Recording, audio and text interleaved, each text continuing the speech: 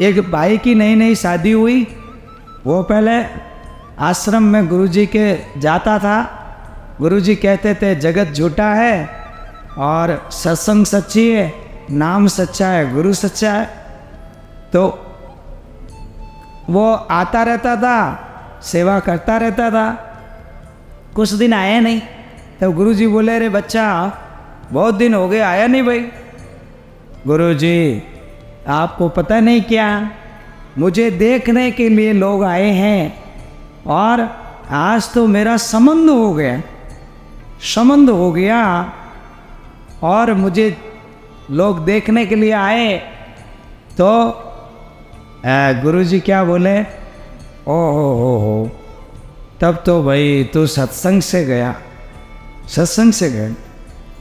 थोड़े दिन बाद में उसे कुछ नहीं बोला, फिर आता रहा सत्संग में। फिर उसका शादी हो गया, शादी हो गया,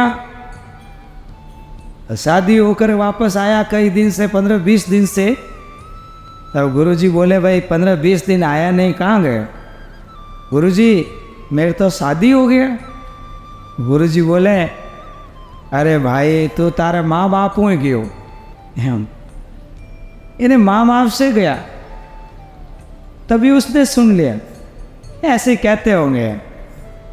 फिर थोड़े दिन बाद में उसके बाल बच्चे हो गए, और बाल बच्चे हो गए तो फिर 2-4 दिन नहीं आया। फिर गुरुजी बोले भाई अब क्या हुआ, क्यों नहीं आया? गुरुजी मारे तो बालून तो कराई दियो, बाल बच्चा वे गया, वो वेगो फलाना वेगो, मैं आयो को नहीं। गुरुजी क्यों भाई, अब तो तू थारू ही गयो।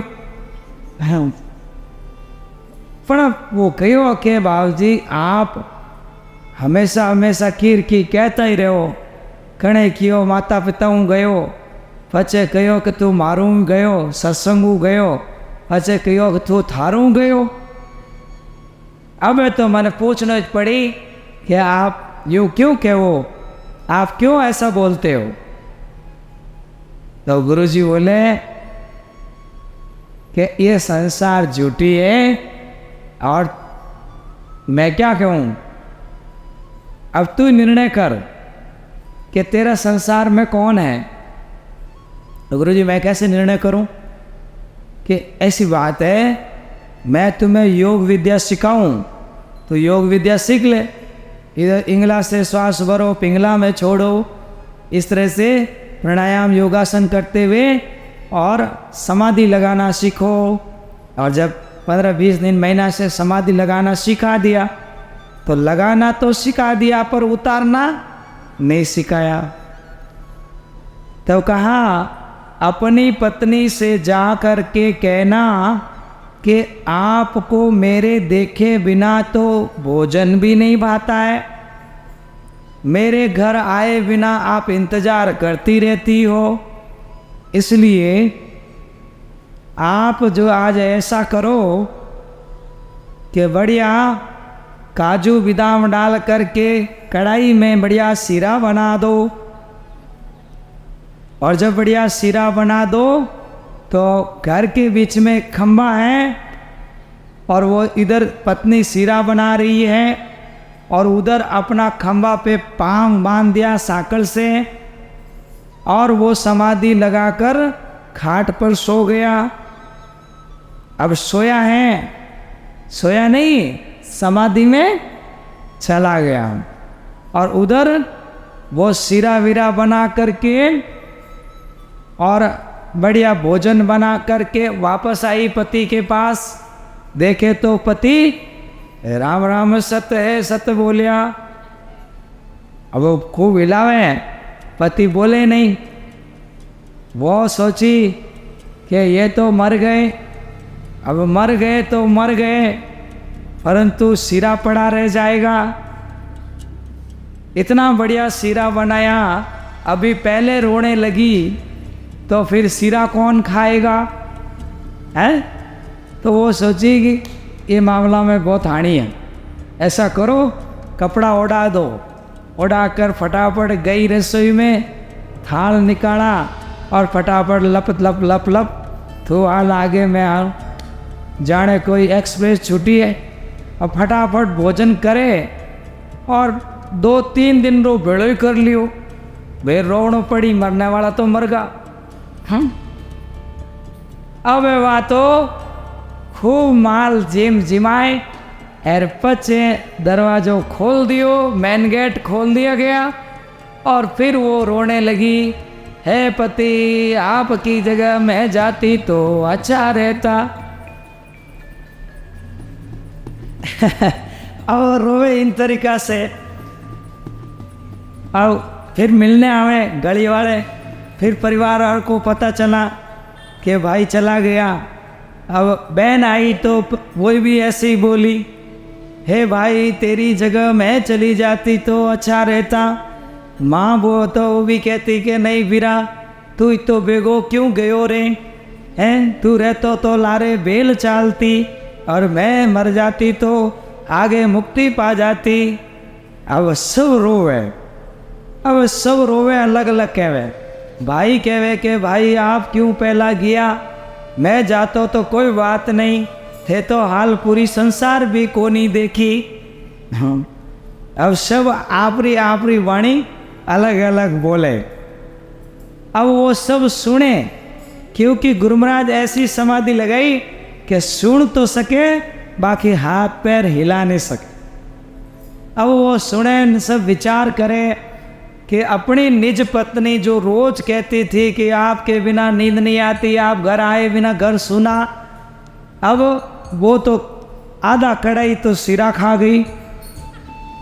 अब विचार करे कि क्या इसका प्रेम झूठा था कि सच्चा था। अब इस तरह से बहन आई तो अलग भाषा बोले, माँ तो अलग भाषा बोले।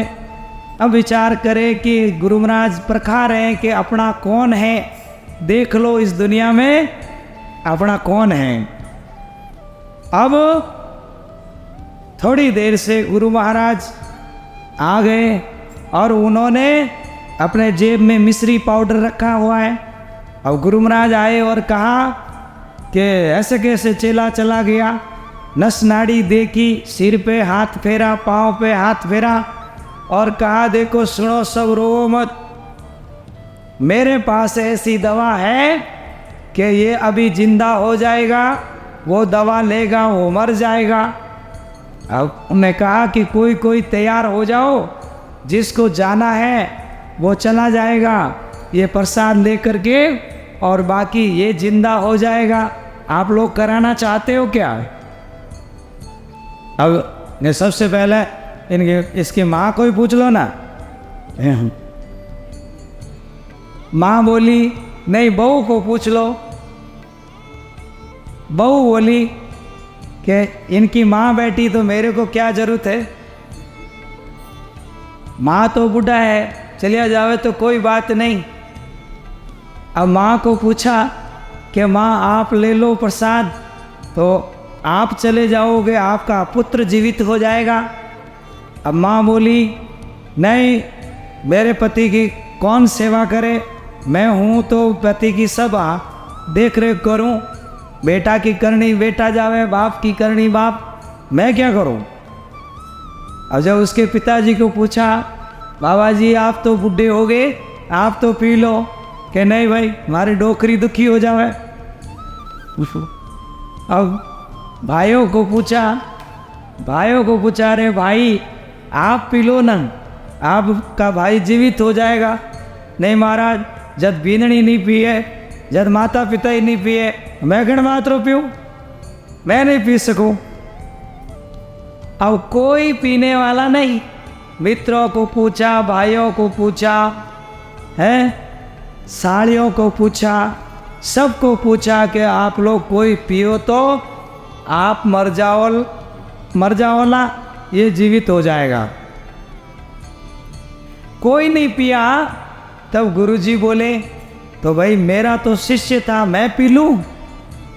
तो सब एक साथ बोले आपका तो बहुत अच्छा भंडारा कर देंगे, आप पी लो, आप पी लो, कोई तकलीफ नहीं। अब गुरुजी बोले कि इसमें तो है तो मिश्री, करना क्या है, लाओ वही गाय का दूध ले आओ बढ़िया दूध लाए, उसमें मिश्री मिला के पी गए। गट गट गट गट गुरुजी पी गए। अब गुरुजी तो जानते थे कौन सी नस को दबाओ और इसका वापस समाधि खुल जाएगा। अब गुरुजी ने पाँव की नस दबाई कि उसकी समाधि खुल गई, और समाधि खुलते ही वो वापस जीवित हो गया। तो सब ने ताली बजाई गुरु महाराज की। अब गुरु महाराज बोले कि अब मैं जाऊँ अपने आश्रम में, और ये इसकी इच्छा होगा तब आ जाएगा, दर्शन कर लेगा। अब उसको तो सब मालूम पड़ गया। और सबसे पहले कढ़ाई में जाकर देखा, इतना सीरा कौन खा गई है। अब पत्नी से पूछा, रोज आप कहती थी कि आपके बिना भोजन नहीं भाता, आप घर में नहीं, घर अच्छा नहीं लगता, तो आप मेरे पैसे पहले भोजन कैसे कर लिया। तो पत्नी बोली, है कर लिया तो क्या हुआ, आप तो मरियोड़ा था आगे। तो कहने का मतलब है कि निर्णय कर कर देख दीवाना, जग में कोई नहीं तेरा है। सच्चाई यह है कि अपनी आई में आप ही जाता है, कोई नहीं जाता है। इसलिए गुरु महाराज ने तो निर्णय कराया कि संसार में सच्चा कौन है। तो सभी स्वार्थ के सभी सगा, अंत सगा नहीं कोई। इसलिए धर्मदास जी कहते हैं, सब लोग कुटुंब मेरे, निज स्वार्थ हो तेरे, जमराज पकड़ ले जावे, तब काम कोई नहीं आवे। यह बात हृदय में धारी, मैं आ गयो शरण तुम्हारी। हे साहेब, हे गुरुदेव, मैं तो आपकी शरण में आ गया हूँ, और आपके चेताने से चेत गया हूँ कि अंत का साथी आपके सिवाय कोई नहीं, गुरु महाराज के सिवाय कोई नहीं। इसलिए कोई बात नहीं, लोग कुटुंब परिवार को मैं राजी रखूँगा, यथा योग्य सेवा करूँगा, परंतु मैं आपकी शरण में हूँ, आप मेरा उद्धार करना। कर कृपा कुबुद विनाशो, सत ज्ञान हृदय प्रकाशो, ब्रह्म संशय शोक गणेरो, सब दूर करो प्रभु मेरो। हे साहेब, आप ही मेरे प्रभु हो, आप ही परमात्मा हो। सदगुरु पूर्ण ब्रह्म है, सदगुरु अल्लाह अलेक, सदगुरु साचा राम जी, या में मीनन में सच्चा यानी रमता, सब घट में रम रहा। वो साहेब को परमात्मा समझो, और कहते हैं निज दास जाना अधिकारी, में आ गयो शरण तुम्हारी। हे साहेब, मैं तो आपकी शरण में आ गया। कह धर्मनी कर जोड़ी, साहिब विनती सुन जो मोरी, जन जान अनुग्रह कीजो, और भक्ति दानमय दीजो। तन मन धन चरणों में वारी, मैं आ गयो शरण तुम्हारी। इसलिए गुरु की शरण में हमेशा रहना है, और साहिब की कृपा प्राप्त करके पार हो जा।